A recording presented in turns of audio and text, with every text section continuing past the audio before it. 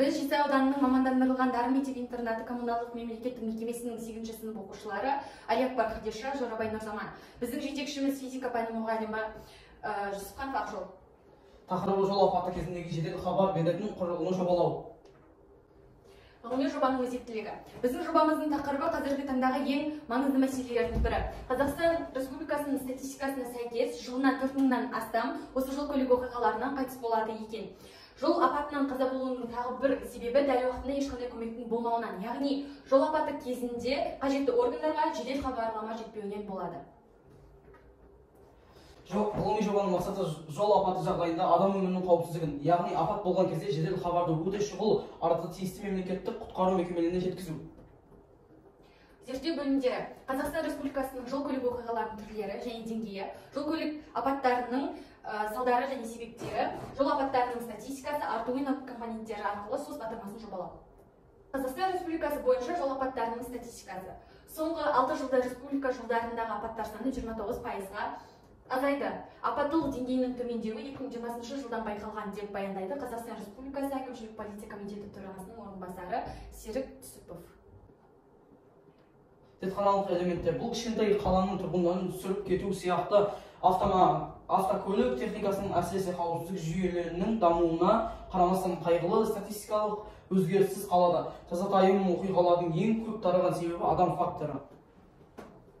Пайдаланылған электронды құрылғылар. Микроконтроллер Arduino, сызықты айнымалы кедергі, энергия көзі, Bluetooth, жарық шығарғыш диод. Микроконтроллер Arduino. Шын мәнісінде Arduino блогы қазіргі компьютер аналог тақтасының аналогы болып табылады. 8mil фирмасы 8Magic микроконтроллеріне ұқсас Arduino контроллерін жасап шықты. Айнымалы резистор қозғалмалы түйіспені механикалық жылжыту арқылы кедергі белгілі шектерде өзгеруге болатын резистор. Шамамен 0-ден 400-ге дейінгі мән, жеңіл 400-ден 800-ге дейінгі орташа. Bluetooth ең алдымен қазіргі заманғы электронды құрылғылармен пайдаланылатын қысқа қашықтықтарға қосылудың ең көп таралған түрі болып табылады. Жұмысты іске қосу осы схема арқылы болады. Іс-тәжірибе. Ғылыми жобамыздың жүзеге асу үшін бірнеше этаптардан өттік. Жоба электронды құрылғылардан болғандықтан, электронды құрылғыларға жұмыс істеуін білу өте маңызды болды.